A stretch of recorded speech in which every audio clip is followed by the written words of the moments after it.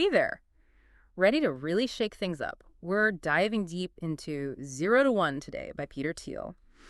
It's all about, building companies that don't just follow the pack, but create something truly new. Yeah, Thiel would say going from 0 to 1, not just 1 to n. Exactly. And he should know, right? I mean, this is the guy who co-founded PayPal, invested in like Facebook, Yeah. SpaceX back when they were still kind of figuring things out. Which is amazing to think about now. Totally. But here's the thing. He says those companies didn't just get lucky.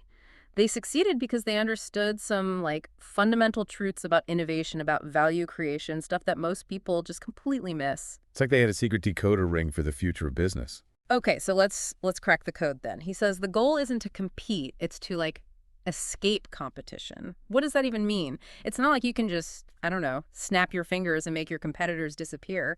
It's more about, I think, aiming to be so good, so uniquely good at what you do, that traditional competition it becomes irrelevant. Think like Google back in the early 2000s. Okay, yeah. They weren't just a little bit better than other search engines. They were like 10 times better. Yeah, they totally changed how we use the internet. So instead of trying to be like 10% better, we need to think bigger, bolder, aim for that 10x improvement. Exactly. That's how you create I don't say monopoly, but, a situation where you're offering something so valuable that there's just no real substitute. So instead of trying to outdo everyone in a crowded market, I should focus on creating something so new, so different that it makes the competition, I don't know, obsolete. Precisely. Find that niche where you can be the absolute best in the world, even if it seems small at first. Remember, Amazon started as, what was it, just an online bookstore? It's crazy to think of Amazon as just a bookstore now. I mean, Yeah, they sell everything. exactly. But that laser focus allowed them to just completely dominate that one area and then expand outwards. So it's like you need that unshakable foothold, that 0 to 1 innovation before you go wider. Exactly. And that's where Thiel's ideas about the future come in. He says, we're too stuck in this indefinite mindset. We're afraid to really go for it, to make those big, bold, long-term plans. He wants us to be more like those crazy engineers from like the 1950s who were dreaming up ways to reshape the entire San Francisco Bay with giant dams. Okay, wow, that's a pretty bold vision. It's about embracing what he calls definite optimism, this idea that the future can be radically better if we actually work towards a specific vision. So instead of just hoping for the best, we need to define what best even means and then go after it. Exactly. It's about focusing your energy on the things you can control, not, spreading yourself thin, trying to prepare for every single possibility. That makes sense for business, but he also talks about this in terms of like our careers, even like scientific research. It's like we're so busy optimizing for every possible opportunity that we forget to ask ourselves what we really want to be doing. Right. And that actually ties directly into this concept of the power law. Okay, hit me with it. So the power law is this idea that we don't live in a world where everything is evenly distributed. A very few things have a huge impact, while most have very little. It's like that 80-20 rule, Yeah. right? Like 80% of the effects come from just 20% of the causes. Yeah, exactly. And Thiel shows how this applies to so many things. Investing, where, one wildly successful company can more than make up for a bunch of failures. It even applies to how we think about our careers. It makes me think of that whole PayPal mafia thing. Thiel's early team, they went on to found Tesla, LinkedIn, YouTube. Right. Imagine being part of that early growth, even if it meant maybe having a smaller slice of a much, much larger pie. Exactly. And that's a really powerful example of how aligning yourself with the right company at the right time can be even more impactful than, going it alone. So it's not always about being the founder. Sometimes it's about spotting the rocket ship early on and just getting on board. Right. He's not saying that starting your own company is the wrong move, but he wants you to be strategic about it. Ask yourself, where will my efforts have the most impact? Sometimes being part of something truly groundbreaking, even in a smaller role, can be incredibly fulfilling and ultimately more impactful than, just striking out on your own. That's an interesting way to think about it. Okay, let's shift gears a little bit here. I want to talk about secrets. This is where things get really intriguing. Thiel argues there are still fundamental truths about the world, hidden opportunities, things that most people just completely miss. He's not talking about conspiracy theories. No, not at all. It's more about looking beyond what's obvious, beyond what everyone else accepts as the truth. Okay. Think about Airbnb, right? They connected travelers with empty rooms. Hmm. Uber connected riders with drivers. These seem so simple in retrospect, but at the time, they were secrets just waiting to be uncovered. So how do we get better at spotting these secrets, these opportunities that everyone else is missing? It often starts by questioning assumptions. Like, what does everyone just accept as true that might be totally wrong? What are the obvious solutions that, for some reason, nobody is pursuing? It's about looking for those gaps in the conventional wisdom, those blind spots where a truly innovative idea can like sneak through, right? Exactly. And sometimes those overlooked opportunities are hiding in plain sight. You know, this whole idea of secrets, it makes me think of something else Teal talks about, the whole relationship between humans and machines. Oh, yeah, definitely. That's another area where he really challenges the usual way of thinking. A lot of people see it as like us versus them, right? Like AI is coming to take our jobs, that kind of thing. But Teal, he doesn't see it that way, does he? Not at all. Yeah. He sees it more as this, powerful partnership, something he actually learned firsthand at PayPal, actually, battling credit card fraud. Okay, how so? Well, they couldn't review every single transaction manually, Oh, yeah. obviously, right? So they had to build a system. Hold on. This is making me think of something. Okay, so back in the day, everyone thought that chess, right? That was like the ultimate test of human intelligence. And then Deep Blue beat Kasparov, and everyone freaked out. Right. But even now, even the most advanced AI can't really match, like, a child's intuition in certain areas. It's not about replacement. It's about figuring out how humans and machines can work together, complement each other. Okay, so back to PayPal. What kind of system did they build? So they used algorithms to kind of flag suspicious transactions, but it was still human analysts who made the final call. So the machine did, like the heavy lifting, but the human was still there, providing the judgment, the intuition. Interesting.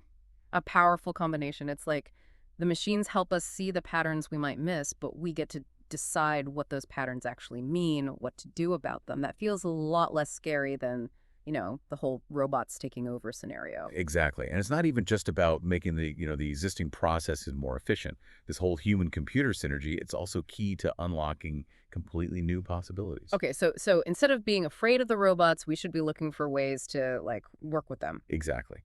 Now, shifting gears a little bit here, Thiel also has some interesting things to say about this whole first mover advantage idea. You mean that pressure to be the first one to market, to be the next big thing? Exactly. He actually kind of challenges that whole assumption head on. Really? Yeah, he says that being first, it's more of a tactic. It's not the be all and end all. What really matters is building a business that can generate cash flow in the future. It's about having staying power. And being first doesn't necessarily guarantee that. So are you saying it's better to be late to the party? Think of it more as like being the last mover, the one who comes in and makes the final defining innovation in a market. Then you're the one who gets to enjoy those monopoly profits for years, even decades. It's like the difference between being the first to invent the smartphone and being the one to perfect it in a way that everyone else is playing catch up for years. Precisely. Yeah. And that's where things like proprietary technology, network effects, that's where those really become essential for building a lasting business, not just, a fleeting moment of first mover hype. Okay, I have to ask about this one. Luck versus skill. It's like one of those debates that never goes away. Where does Teal land on that whole spectrum? He actually has a really nuanced view of it, I think. He acknowledges that, yeah, luck definitely plays a role, but he rejects this idea that it's all just, random chance. He believes we actually have a lot more agency than we often give ourselves credit for. So how do we, create our own luck? It goes back to that difference between indefinite and definite thinking, right? That indefinite approach, it's passive. You're just sort of sitting around waiting for things to happen to you. But definite thinking, it's about having a vision and then actively working to shape the future that you want. So instead of just hoping for a lucky break, you create your own opportunities by actually going after what you want. Exactly. And he says that we often fall into this trap of what he calls indefinite optimism, this sort of vague sense that, oh, things will work out, but without a real plan for making it happen. It's like spending all your time perfecting your resume instead of figuring out what you actually want to do with your life. Right. Exactly. It's about moving from that indefinite mindset to a definite one. Think about those engineers who wanted to reshape the San Francisco Bay. Yeah. That's definite optimism in action. Okay, I'm definitely seeing a theme here. So we've got definite optimism, we've got escaping competition, And then there's this whole power law thing he keeps coming back to. Yeah, the power law is really fundamental to how Thiel thinks about the world. This idea that we don't live in a world where everything is just evenly distributed. Yeah. A few things, a very few things, have this disproportionately huge impact. Like that 80-20 rule we were talking about earlier, right? Exactly. And Thiel shows how this applies to, like, investing, right? Like a single successful company can make up for a whole bunch of failures. But it also applies to our career choices, too. Right, like with the whole PayPal Mafia example. Exactly. It highlights how joining the right company at the right time can have this, like, outsized impact on your whole career trajectory. So even if it means maybe owning a smaller piece of a much, much bigger pie, ultimately it might be the better bet. Right. He's not saying that starting your own company is a bad thing, but he wants you to at least think strategically about it. Like, ask yourself, where will my efforts actually have the most impact? Sometimes being part of a true rocket ship, even in a smaller capacity, can be much more fulfilling and ultimately impactful than just, striking out on your own. That's such a powerful message, especially in today's world where everyone seems to be obsessed with being a founder. Okay, we were talking about secrets earlier. What are some practical ways that we can actually uncover those hidden opportunities, those things that other people are missing? It often comes down to questioning assumptions. Like, what does everyone agree on that might actually be totally wrong? What are the sort of, obvious solutions that, for some reason, nobody's pursuing? So it's about looking for those gaps, those blind spots, the things that seem obvious in retrospect, but that everyone else is just completely overlooking. Exactly. And sometimes, those overlooked opportunities, they're hiding in plain sight. It's like we're conditioned to follow the crowd, even when it's leading us right off a cliff. Yeah, and Thiel gives this great example of what happens when that happens, when everyone just blindly follows the herd. You're talking about the clean tech bubble. Exactly. In the Yep. mid-2000s, right? So much hype around clean energy, everyone knew we needed it, but very few companies had a really solid plan for, how to actually succeed. They were so caught up in the excitement, the feeling that they were saving the world, that they kind of forgot about the whole business plan thing. Exactly. And that's where Thiel's 7 questions come in. He says every great business, no matter what industry, needs to be able to answer these 7 questions. Okay, so give me the rundown. What are the 7 questions? So number 1, the engineering question. Can you actually build it? Then there's timing. Is now the right time to, enter the market? And the monopoly question. Are you starting with a big share of a small market? So it's not enough to just have a cool idea. You need to be realistic about the practicalities, right? Exactly. And it's not just about the product or service itself. It's also about, the team. That's question number 4. Do you have the right people in place? Because the best idea in the world won't go anywhere without a team that can actually make it happen. Right. Then there's distribution. Can you actually get your product or service in the hands of customers? And durability. Can you defend your market position over time? So it's about building something that lasts, not just chasing the flavor of the week. Exactly. And then finally, that secret question. Have you identified a unique opportunity that everyone else is just, completely missing? So going back to clean and tech, how did those companies measure up against these 7 questions? A lot of them failed, honestly, because they just didn't have good answers. They underestimated the importance of a solid business plan, a real, competitive advantage. It's like they thought, oh, well, clean energy is important, so the normal rules of business don't apply to us. Yeah, something like that. But Thiel actually uses Tesla as an example, like a counterexample. One of the few clean tech companies from that era that's not only survived, but thrived. And it seems like they really did nail those 7 questions. They had a clearly superior product with the Roadster. They timed that government loan perfectly, and they built a brand that, people actually connected with on an emotional level. And they had that secret sauce, right? They understood that clean tech wasn't just about the environment. It was also about, appealing to people's values, their aspirations.